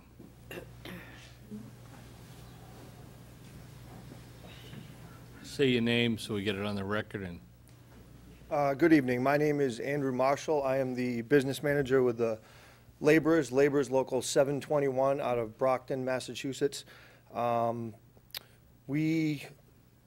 represent some employees at the power plant right now, and we have since the plant was built. We actually were part of the team that built the plant in 1968. We've maintained it all these years, and we hope to be part of the decommissioning going forward. I think everyone has the same goal in mind, to have an efficient project, a well-run project, a safe project for the employees, for the citizens of Plymouth, and everyone involved.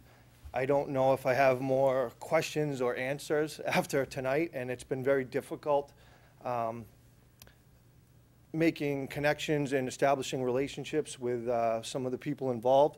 And I understand why. There's legal proceedings going forward, and things aren't, you know, they're not a done deal yet.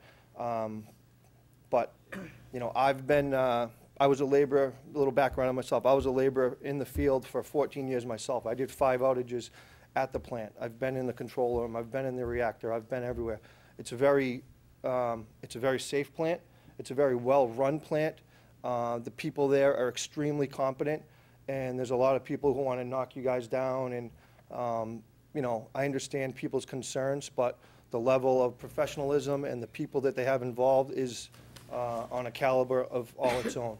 And we strive to meet those goals, and we have been part of it, and we wish to be part of it going forward. So I came here tonight to you know, make some contacts and let you guys know, to answer your question, Senator, who would be actually doing the work. There's all these companies, CDI, Holtec, Entergy, whatever, but there's actual men and women, local men and women, that are going to be doing the work. And we are, we have an accredited apprenticeship program. Our training facilities in Hopkinton, Massachusetts. We can curtail our training. I've already talked to the trainer for Rad Worker 1. Asbestos, many things, but I just find it a little concerning that the plant is set to shut down on, you know, June 1st, and we're still here we are. I mean, we've built Plymouth North High School, Plymouth South High School, Duxbury High School, Marshfield High School. My area is 23 towns in the South Shore, and I'm doing pre-job meetings 2 or 3 years ahead. Now we're 2 or 3 months away, and we still don't know who's in control. I don't have any idea of what type of training, so it doesn't all have to be in-house. I'm here to offer a service to you guys, help expedite things and get things done. And, you know, we don't have a PLA because we don't know who the owner is right now. So I'm just here to, you know, it affects a lot more than just you guys and other people. You know, these are men and women of the community who are depending on these jobs. And, just keep that in mind too. I know there's a lot of legal stuff going on, and that's understandable, but it goes further, into the community. So if there's any way I can be of assistance, you guys are more than welcome to reach out, and going forward, I'm here to help. Thank you. Thank you. Very well done. That's a good first step, because now you get a card from Holtec.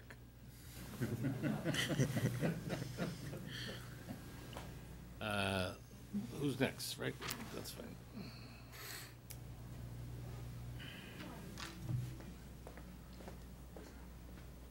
Okay, I'm Irene Payne. I live just across the bay, and I've been very concerned about the power plant since it was born. I've been reading their wonderful work, and I can understand why Jim is so upset. You've got to read what he's been sending you. I mean, I don't have a degree in math, but I can see that there's just not enough money to do what Holtec says they're going to do. The current NRC licenses require entities to provide, in addition to the Decommissioning Trust Fund, decommissioning funding assurance of no less than $396 million, a provisional trust fund in the amount of $70 million, and a contingency fund of not less than $50 million. That's a total of $515 million. There is no such proposal in the new license that Holtec is asking for. So there's some money right there that you might be worried about.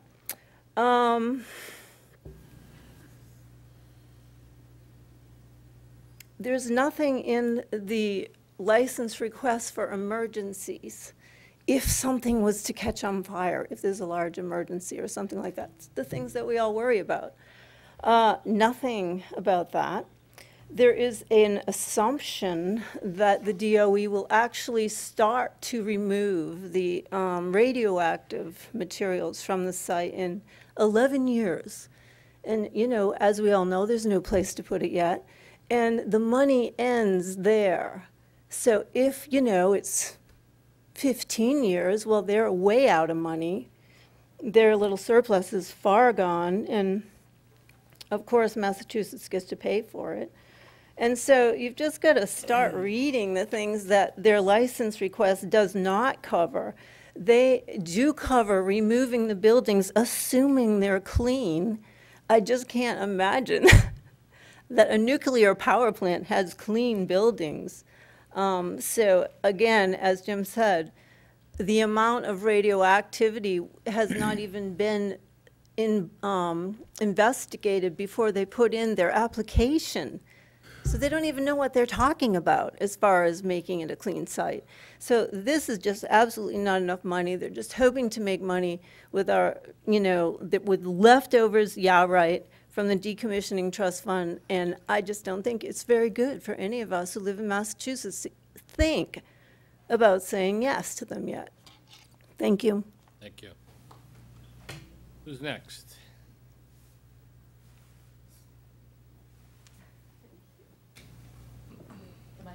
Henrietta Shaw.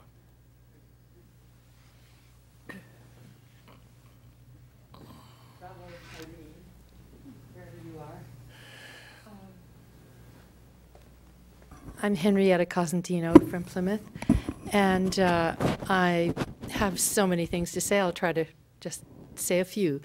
Following up on what Irene says, yes, please read all those documents. They are packed with disturbing facts. One other financial thing that occurs to me, I think I mentioned it on a previous occasion, is that all of the trust fund is in the stock market. And the stock market goes up and goes down. What happens if there's a crash next year?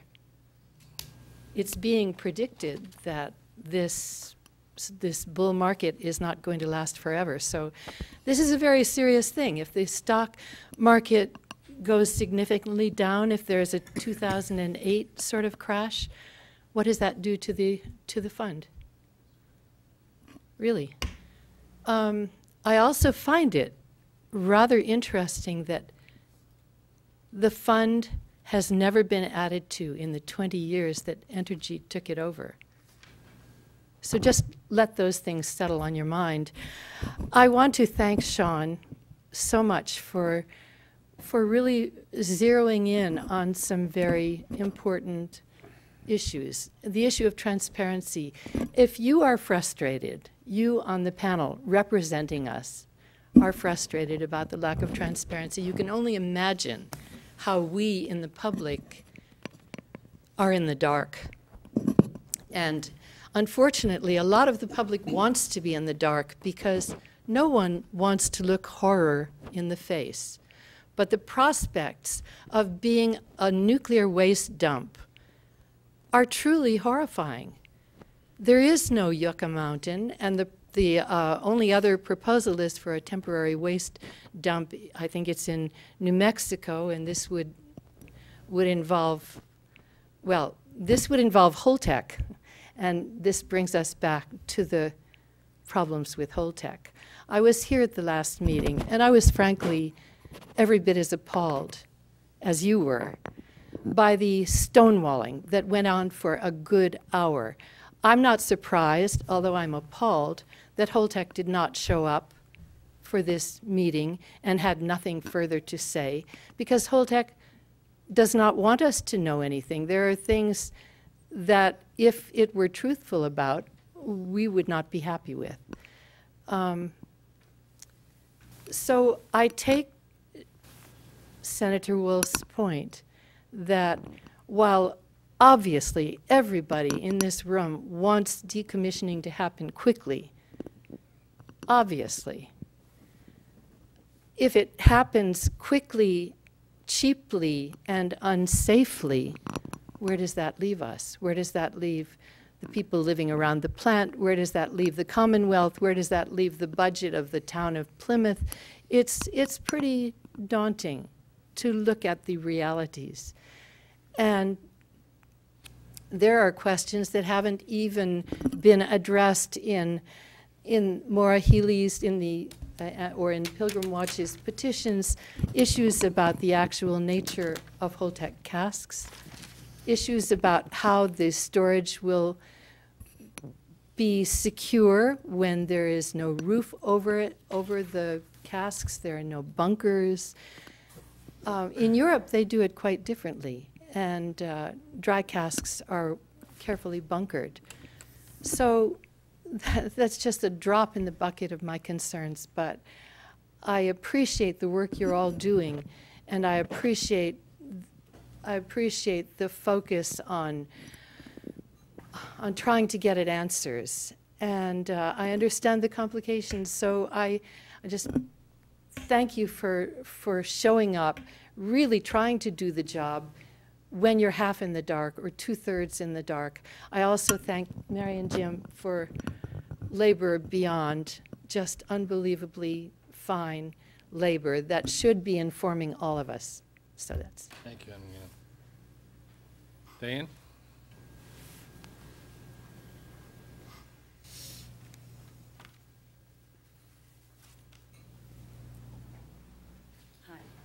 Diane Turco with Cape Town Windows, and I don't know why you're all saying Holtec isn't here.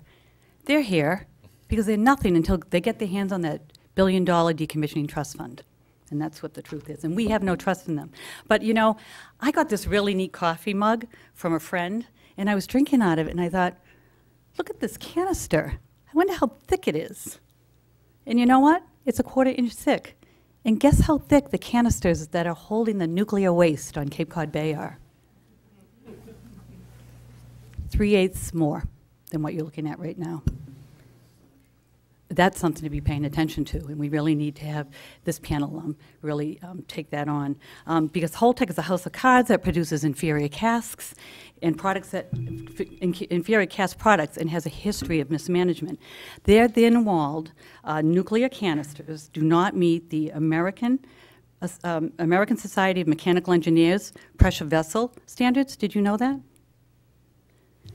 They were given an exemption by the NRC to lower the standards. So the concrete around those vessels do not, those canisters do not meet the AMSC standards. And Holtec has also been found in violation of federal regulations at their New Jersey office, and the NRC is now considering escalated enforcement action. They haven't made a decision yet. But Mr. Smith, I wanted to ask you, you mentioned that Yankee Row was the gold standard for decommissioning? Through the chair, I'd agree to that. Huh? Okay. Has Row been released for unrestricted use? I believe it has. The project manager of the Yankee Road decommissioning we're gifted with, he sits on the panel. I might defer that question to Mr. Lynch. Okay, Would Mr. that be Lynch, all right? has Yankee Row been released for unrestricted use? The property was released under the Massachusetts contingency plan. It does have a beneficial use determination. It does have deed restrictions on the property where the old plant was. So based on the fact that there's fuel still there, the property couldn't be released. So has not been released for unrestricted use? Well, the majority of the property, I think there's 1,700 acres, so I think there's still a couple acres that haven't been released. Yeah, they still haven't cleaned up the PCBs there. Through the chair, Ms. Okay. Turco, Okay. I don't, not to mischaracterize. Okay. So out of these 1,700 acres, 1,650 unrestricted, is that fair to say, Mr. Lynch? If not more. There's still unrestricted use, though, in that area. I'm just trying to make the point that when you're decommissioning Pilgrim, there's going to be other issues that are going to come up that aren't being addressed in the decommissioning plan. And it could end up that it doesn't, it won't be released for unrestricted use. That's just an example. So I just want to move on because I don't have a lot of time, if that's Well, okay. I'll I just give want to her- say. I'll give her my time. So Pilgrim as a site has 1,620 acres. Right. So reasonably, you might assume some 50 or 60 of those acres would not be, because that's where the fuel and the pad No, would be. the best, yeah, the Okay. coast. Yeah, the No, coast. just so we have the same Right. understanding. Go Thank ahead, you. Diane. Okay. Paul. And, you know, I want to say that Cape Town Winters clearly supports Dan Wolf's position that short doesn't necessarily mean safe or responsible, and that it doesn't even have to be black and white. It doesn't have to be done in 8 years, and it doesn't have to be done in 60 years, but it's got to be done responsibly and safely. And the public deserves the best because we have a right to safety. And so I won't repeat what I've said before, but we support that, to look at it in a way that it's not black and white. There's a lot of other options. Entergy could still maintain the property and hire a decommissioning company, because they are really the ones that have made the mess there, too. But thank you. Thank you, Diane. Anybody else? Mary, I know you're, all right, Mary?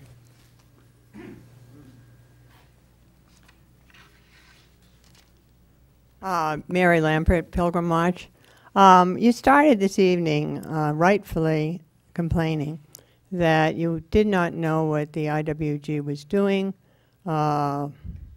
what they might be talking about with settlement, etc. As Jim pointed out, there may well be two parties to settlement, and needless to say, we want to work closely with the Attorney General. But unlike the IWG, we have provided you with our priorities as they stand today in somewhat brief form. So you know what our stand is. And we did that, and we've also sent it to Senator Markey and others in federal, state, local government in the hopes that they would have a conversation with us, let us know what they liked, what they didn't like, other suggestions they'd have. In other words, to work in a cooperative manner. And we hope that, I mean, you are on this committee, that you will take the time, if you have not read the motions to intervene, the responses, and then the answers back. They're all online on NRC's website. And you should have read Holtec's PSDAR, and you should have read the application, because you're on this committee. And that is the only way you can do what you want to do, which is to make recommendations to the legislature and inform the public. Without reading them, you're yesterday, not today, and the game will be over before you've begun. And I don't mean to sound like a scold, but it is frustrating, quite frankly. Jim talked about, for example, in our motion, the economic issues brought forward, and there was also and is a whole list, and also in our recommendations, of environmental concerns. Some of them you have talked about too, so therefore you could underscore them. One was the radiological standard of less than 10, less than 4. You could be pushing for that. I've talked about at the committee meetings in here that you can have a standard, but how you assess the dose is where the rubber hits the road. Therefore, wanting a basement inventory model to be followed and the resident farmers scenario to assess dose. Because if dose is allowed to be averaged over a whole large area, that will water it down, and dilution will not be the solution to protect public health and safety. We also pointed out that rubblization is something that should not occur. It creates an unstable surface, and also the process of grinding up cement that may be partially clean because they didn't chase all the cracks or what have you, can send radioactive particles into the air, etc. And also, once it's rubbleized, put in the ground, it will dilute a real assessment of how much radiation is in the basement of that building. Another issue is, up at Vermont Yankee, everything has to be removed to 4 feet below ground. Holtec is saying 3 feet. I don't know the answer. I put in these recommendations. What's DEP think? What's MDHP? MDPH think? Should it be 4 feet, 5 feet, 3.5 feet? You should be asking these questions, getting the answers so you can weigh in on it. Also important is an early site assessment, which Holtec hasn't done. So therefore, the cost figures are an absurdity. You can't estimate the cost for cleanup if you don't know what's there. And also, what's important, an early site cleanup with Pine's important issue of sea level rise, excessive rain, etc., that we're finding with climate change, which is not a hoax, that the sooner the better to clean up what's close to the shore before it winds up in migrating into the bay. We also would like the Commonwealth to be a partner, to get the protocols for updating a flood analysis, to get the protocols of how they're going to do a new hydrology assessment when the buildings come down, and be able to have an input. We want MDPH to be able to do monitoring and have money. Again, you talked about wanting monitoring. There's a bill at the State House to provide money and more money for MDPH post-shutdown to be able to do monitoring. This committee should be weighing in on that. You talked, one more point, about the importance of emergency planning. That's in your annual report. There is a bill at the State House for post-shutdown emergency planning. You should be weighing in on that. There's a bill for money. You should be weighing in on that. You cannot do that after your annual report. These are things that I would think you'd want to do now to best serve the interests of the public. Thank you. Thank you. I will entertain a motion to adjourn. Mr. Chairman, could I just make Sure, a comment? absolutely. One of the things I've learned tonight is to stop using the rhetorical frame to make a point. Because when I ask a rhetorical question, it's not because I'm ignorant, it's because I'm expecting to get an answer and I want it to prompt a certain conversation. I understand the corporate structure that is being set up. I'm not an idiot about that stuff. And the reason I'm asking the question is because the reason the corporate structure is being set up is what everybody knows in this room is the reason it's structured that way to be set up. I'm going to say something I said at the beginning of the entire process, though, and that is my intention with this committee, my role in this committee, I'm going to speak for one person, is not to become a technical expert. It's to try to unleash the resources of the Commonwealth to engage technical expertise to do exactly what the Pilgrim Watch folks are saying. So if you feel that I'm scolding you back, I'm not, just like you're not scolding us. But what I'm saying is, I don't think it's reasonable to expect the 21 people on this panel to become experts in every issue.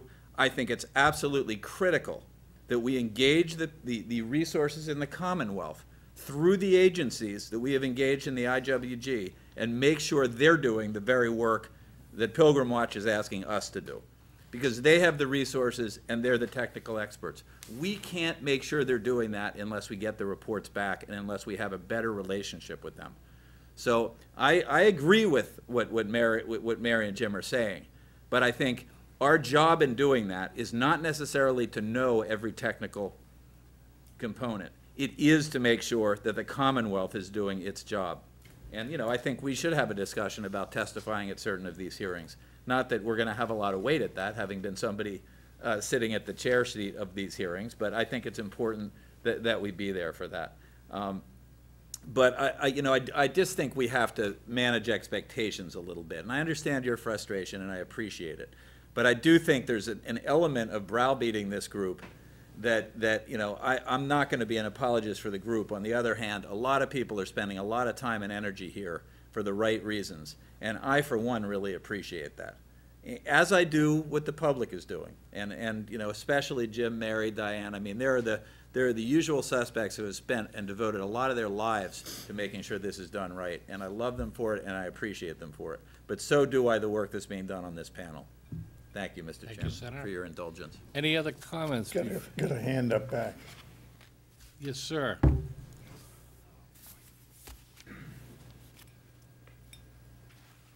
Make it very, very brief to the public. Well, for you Bruins fans, they're winning 4-2. Hey, Anyways, my name's Cully Gustafson. I work down at the nuclear plant. I work for Dave Zimmerman currently. I'm a laborer out of Local 721.